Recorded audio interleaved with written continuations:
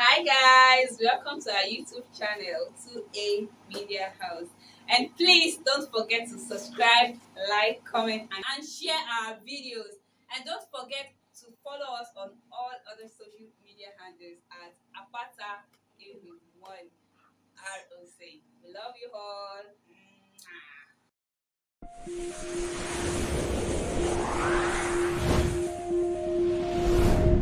Kindly click like and subscribe to our YouTube channel and press the notification button for more. Thank you. Òde Ẹ̀pẹ́ la mi rè,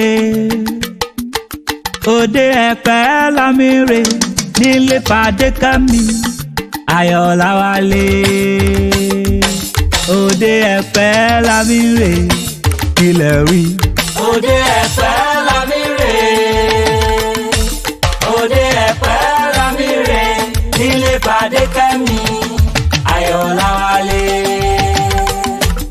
Òde Ẹ̀pẹ́ la mi rè. Ọlọ́jọ́ ìbí máa tóun ẹnu mi APATA EWI ti dé o, Ọláwálé ọkọ rẹ̀ ló rán mi wá.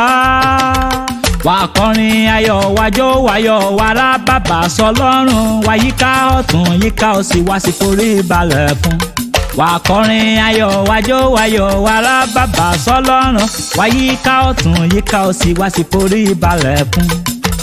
Atẹ́rẹrẹ kárí ayé lẹ́lẹ́rù níyìn, kábíyèsí Elédùmarè ọba ọlọ́lá. Òde Ẹ̀pẹ́ la mi rè, òde Ẹ̀pẹ́ la mi rè, nílé Fadékẹ́mi Ayọ̀láwálé. Òde Ẹ̀pẹ́ la mi rè. Ó yá o, èrò gbogbo tó bá ń gbọ́ ìjẹ́jọ máa kó lóríire, olóríire oníwàre onínúure.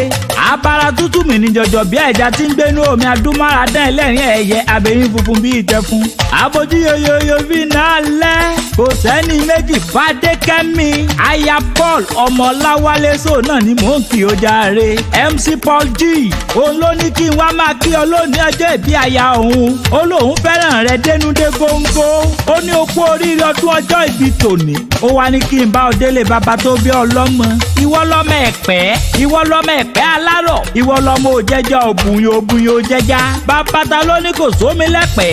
Ẹ̀pẹ́ ló la bàtà bútú bàbá omi kómi, Ẹ̀pẹ́ ló la bàtà bútú bàbá odòkodò. Ẹni bá bá wa dẹ́pẹ́, odidi ẹja la máa ń fúrú wọn. Èèyàn tí ò bá bá wa dẹ́pẹ́, egungun ẹja la máa ń gbélé wọn lọ́wọ́. Torí ọjọ́ tí mo dẹ́pẹ́, mo jẹjẹjẹ mo yóyóyó mo yọ̀yọ̀yà. Fadékẹ́mi ó sọdún èyí wàá ṣèmí ń sí nínú owó, nínú ọlá, nínú iyì, nínú ẹ̀yẹ láàrin àwọn ọmọ. Olówó orí rẹ ló ní kí n máa kíyọ, ó ní àṣeyí ṣàmọ́dún àṣàmọ́dúnṣẹ́ mi. Bóyin bá ṣe tágbére ó dinú kókó, ògì bá fẹ̀rẹ̀ bòjò bá ṣe tágbére ó dinú sàrẹ̀ tó kọ́lé sí APATA EWI. Mo ṣe tán mò ń rebi tá a forí mi sọlẹ̀ sí níbi ojúmọ́ ti mọ́dé gbogbo ilẹ̀ kílẹ̀. Òde Ẹ̀pẹ́ la mi rè, òde Ẹ̀pẹ́ la mi rè, nílé Fadékẹ́mi Ayọ̀láwálé. Òde Ẹ̀pẹ́ la mi rè. Kindly click like and subscribe to our YouTube channel and press the notification button for more.